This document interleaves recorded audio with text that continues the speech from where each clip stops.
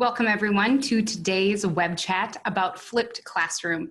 We're going to dive into a few different resources to help you flip or blend your classroom and make it a bit easier for you and also more engaging for your students.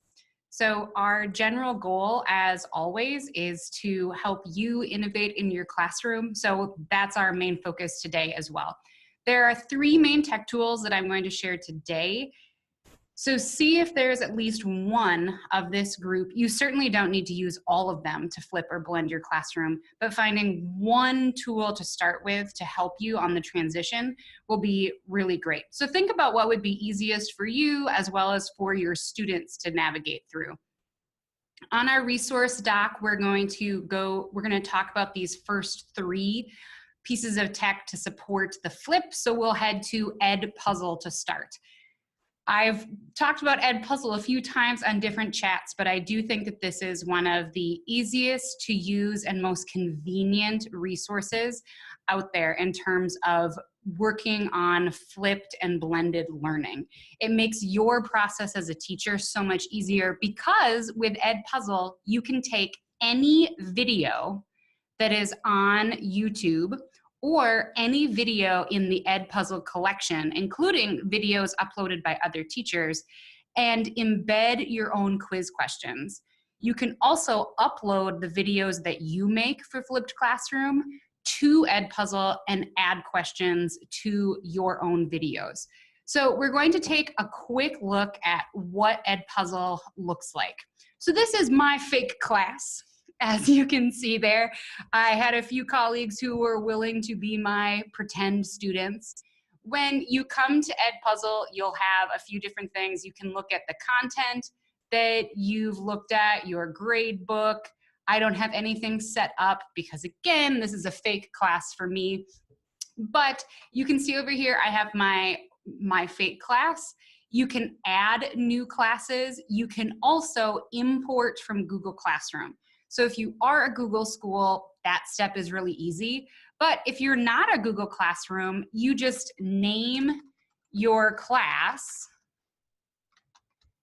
you add your class, and then when you're ready to invite your students, you just give them this invite code. And now your students can just add in, so you don't have to individually invite your students. You can copy this link and post it on your SharePoint page or your Schoology page or whatever you're using as a teacher communication tool.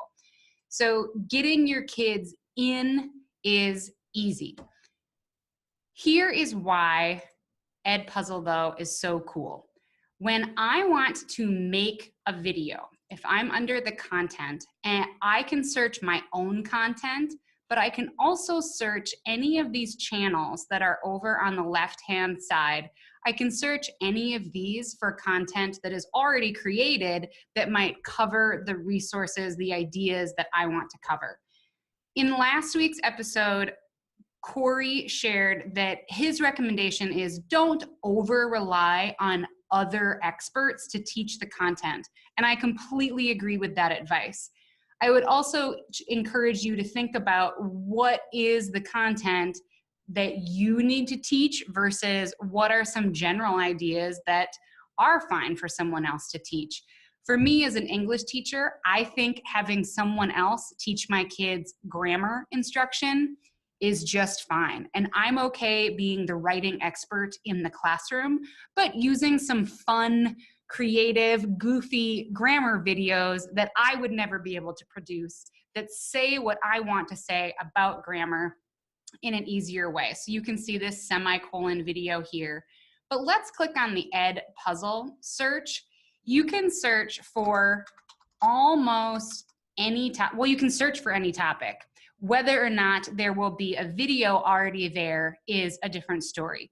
But you can see these different videos coming up for searching about fractions.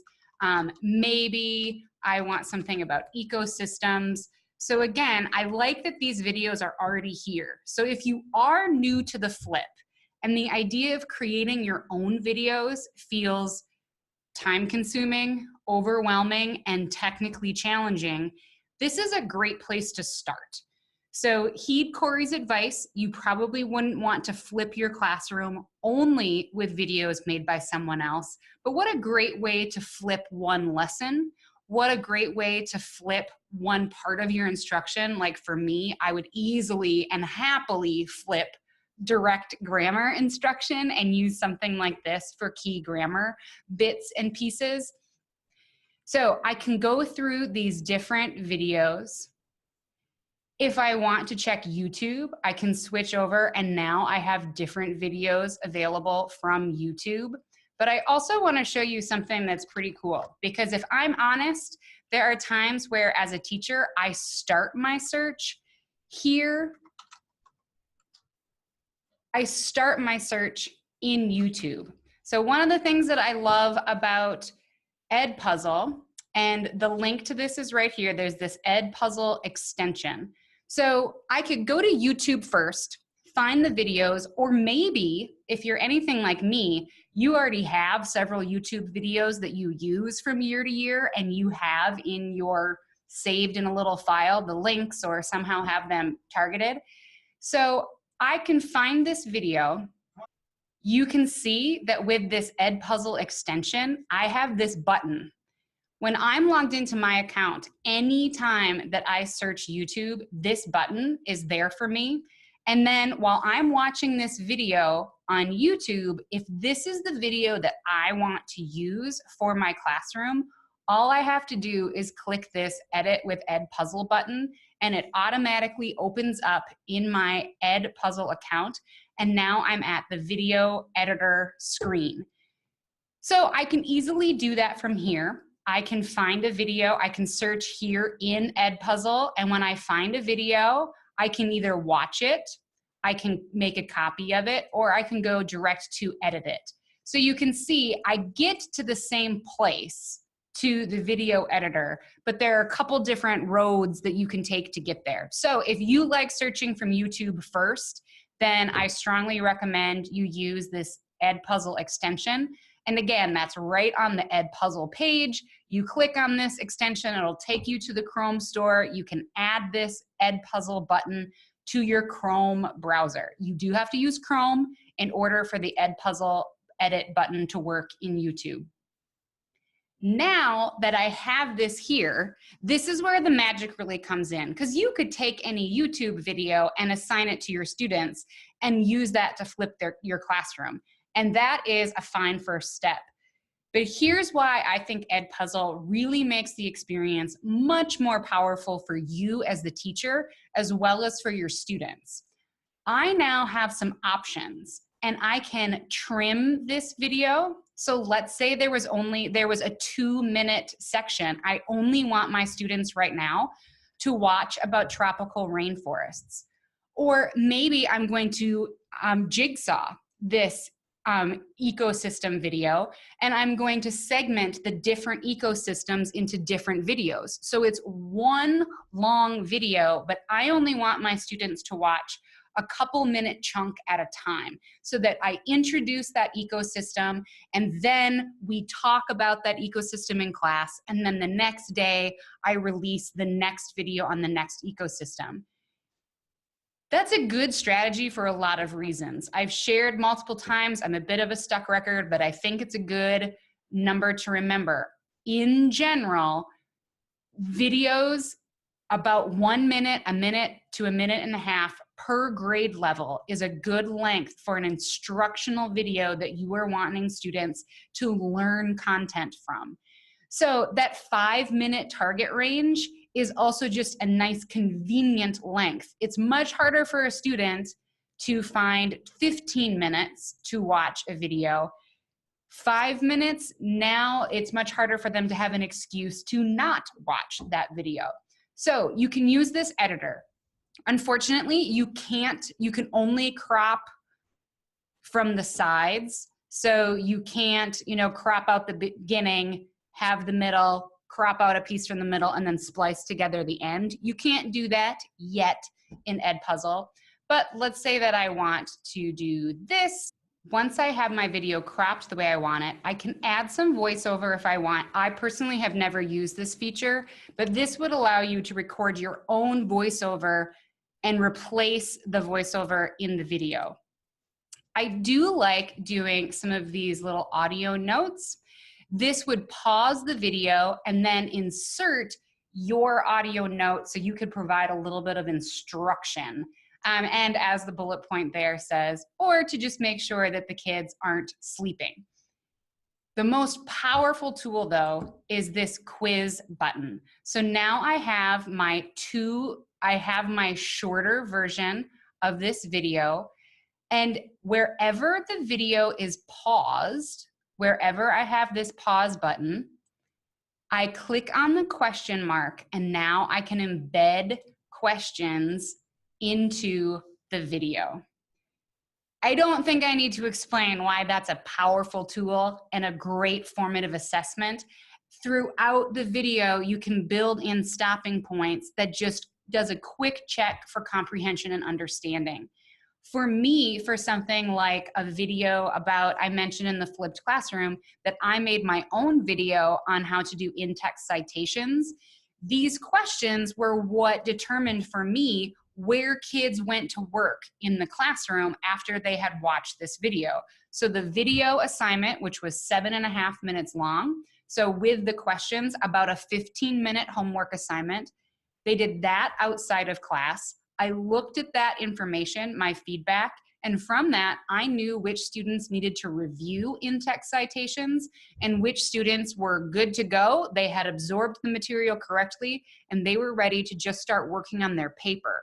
So I'm able to differentiate in the classroom now because I have more data from my students, and far more data than I would have if I had just sent them the video link. So you can add in questions, you can add in comments, you can even add in feedback that allows you to type in feedback for why a multiple choice question is right or wrong. So you can tell them if they select the wrong answer, you can tell them why it was the wrong answer. So again, if we're thinking about the power of instruction, the kids are getting instant feedback on their thinking, but you don't have to go in and write all of these comments later. You can anticipate what are some of the main mistakes that you typically see in a math problem or in an English dissection or in a social studies conversation in a science lab, and you can explain to them why a particular answer was incorrect. Once you're done, you can save it to your site or you can finish it. That allows you to assign that video. And all of my content is just going to be in my content. And now I have my videos that I can continue to work on. I do want to show you just a little bit about what an assignment looks like. So my fake class students helped me. And so Edpuzzle is telling me how many answers I have to grade. And I can look at some simple statistics. So I can see my students here. I can also see my naughty students that have not watched the video. I can see when they watched it. And this is where if you wanted students to be able to retake an assessment for a grade, you wanted them to keep watching the video and keep answering the questions until they got 100, you could reset their test score here. But we'll look at some of the answers. It gives me, for the first question, I have all of the answers that the students gave me, and I can quickly put in a score here, or if it's right, I can just click on the check box. Once I've checked that, it clears it out so I no longer have to grade that comment. I was one of those crazy teachers who has all short answer questions in this, but certainly my job would be much shorter and easier if I used multiple choice questions because Edpuzzle would just grade those for me. And if I've already put in my comments, my feedback about why something is correct or why something is incorrect, I don't have to worry about providing any other comment. But you can see easily that I have these answers. It's also really easy for me to copy. If I'm like, ooh, this is a great example of a run-on sentence, I could now copy Nikki's question and use it as a bell ringer the next day. So we've watched the video, they've done the assessment. I could take some of their work and display it and have a little bit of a little 15-second even review of what was that concept that we were talking about. And again, for me, for grammar instruction, I think this would be a very helpful and much more entertaining way to run my grammar instruction than the way that I have done it in the past. I can show you this video just a little bit in terms of my video. I had all of my questions at the end because I was just making a practice video, but a pretty simple, easy tool. I find Edpuzzle very easy to navigate, but there are also they also have a whole bunch of online training modules that you can go through to help you practice doing it. But I think that you will easily be able to navigate and figure it out. And if you do need support, you can email me and I would happily walk you through how to do some of these steps in Edpuzzle so you could do your flip. Next week, we will talk about creating your own content.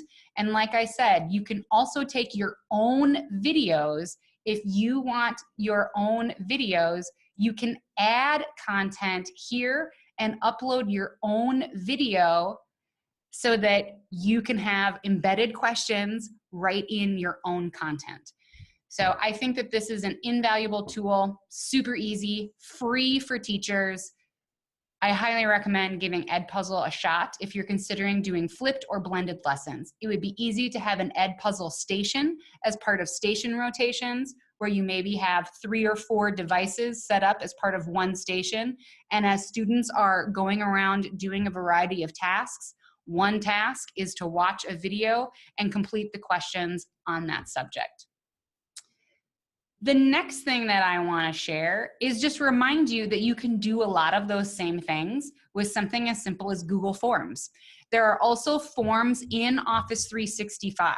So don't feel like this portion of the video doesn't apply to you if you're a Microsoft. Just think of using that same Microsoft Forms in the way that I'm going to demo and show you a little bit about Google Forms. I've embedded in here a sample lesson that I made for teachers so that you could see what this would look like. When your students come in, I have this form. So as a student, I need to fill out my name. This is the only way, this is my main tip if you're doing the forms, make sure you make them put in their name, their first and last name. Otherwise, you won't have that track of who submitted what. Forms are great because you can embed videos right into your form. Your video does have to be on YouTube to embed it into Google Forms, so that's one thing to keep in mind. So I have this video here about adding Digo to Chrome, and if you don't know about Digo, I highly recommend that you check out the sample lesson to both see what a sample lesson looks like for students, but also so that you can learn a little bit about Digo in the process. Students watch this video on how to add Digo to their Chrome.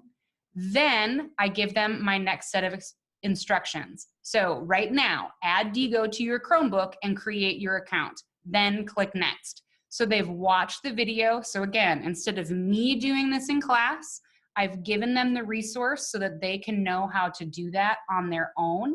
The whole video that I've embedded is 1 minute and 26 seconds long.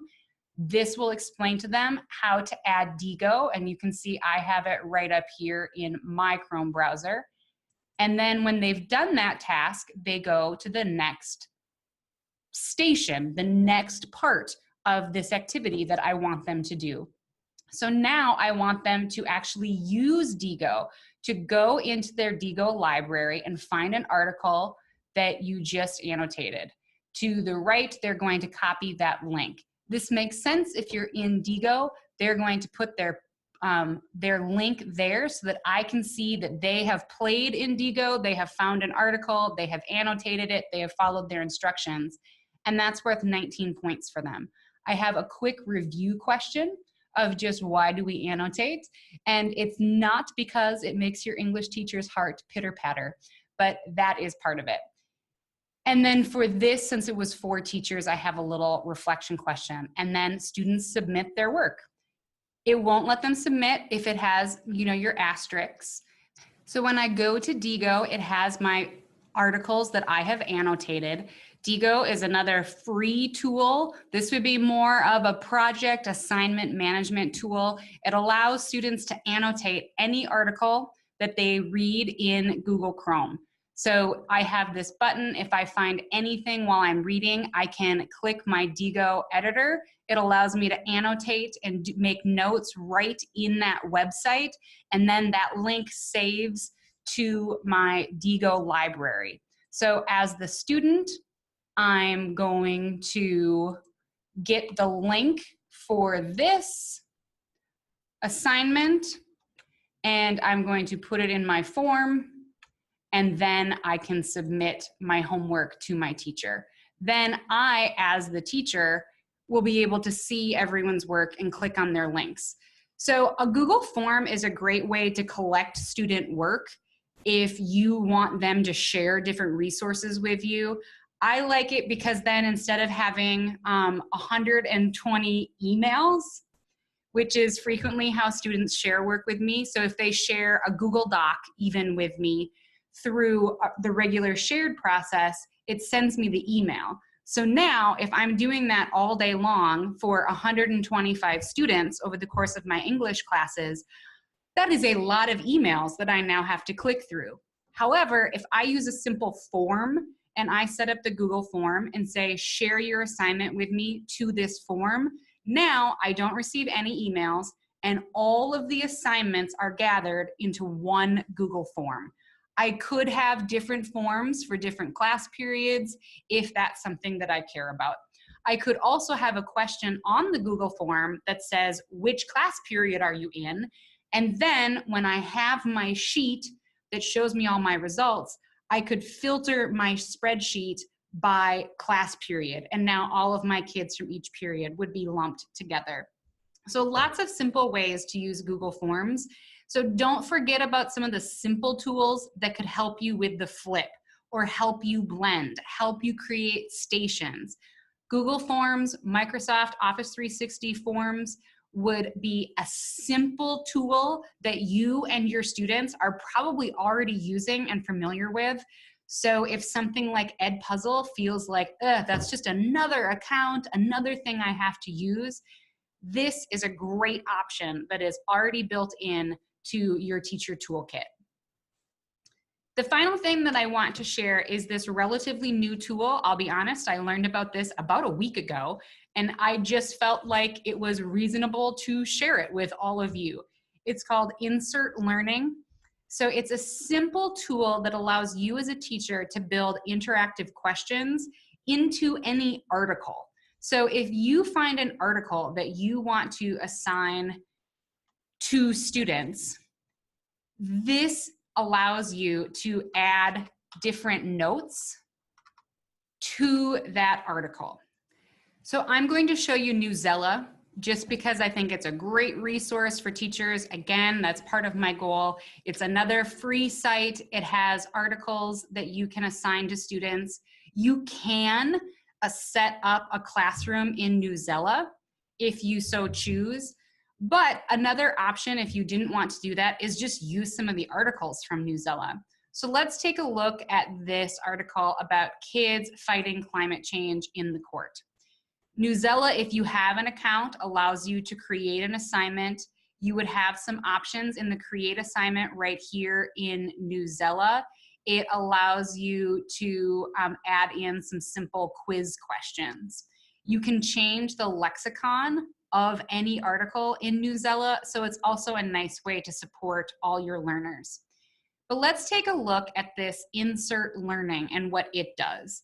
So you could use Insert Learning on your Newsela. You might choose to use the built-in features in Newsela, but Insert Learning will work with any article that you're looking at on any website. I just also wanted to mention Newsela. So this is an extension, again, that only works with Google Chrome. So as long as you're using Chrome as your browser, you can add in the Insert Learning Toolkit. You can see that over on the side, I have these options now that have popped up. I can highlight the text. I can add sticky notes, I can insert questions, and I can insert a discussion.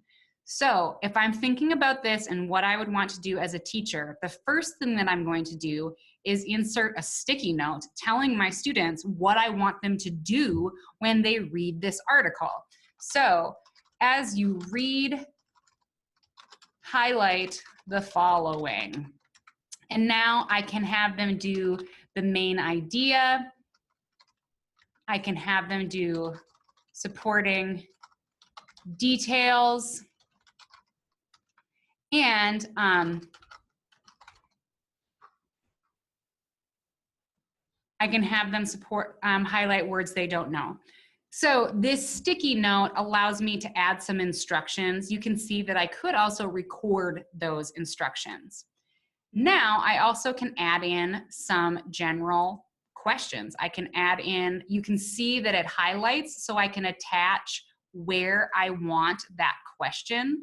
But let's just add a question right to the top. I want to add an anticipatory question so that students are having to think about what they're going to read.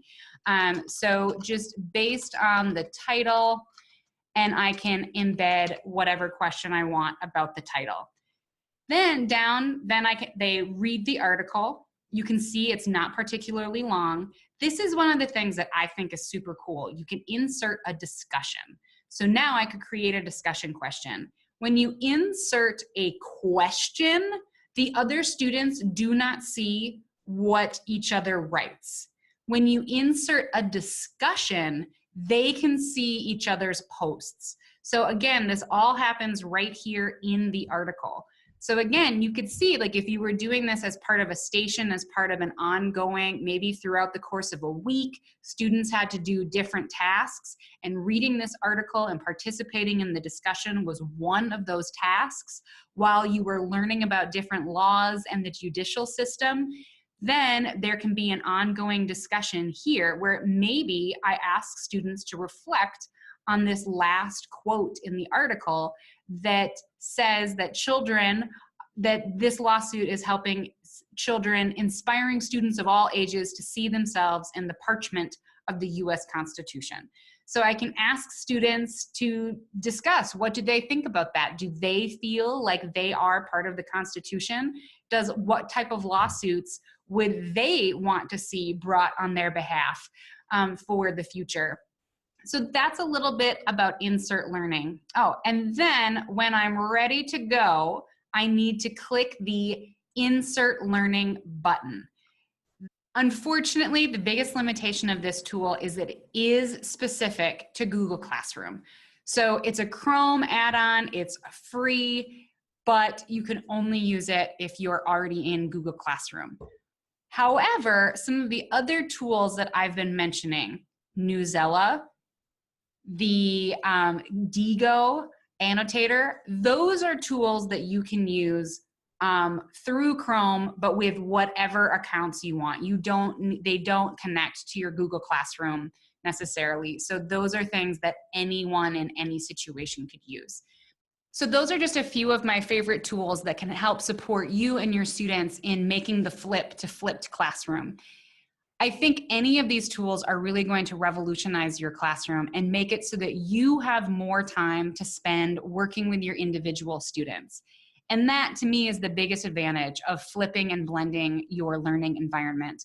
Rather than spending our time, even if it's 15, 20 minutes in front of the class doing a lecture, providing content and instruction, we provide that material for students in a slightly shorter form, 5 to 10 minutes, but now they can watch the video as many times as it takes for them to understand the concept. Now, if they were absent that day, they really didn't miss instruction.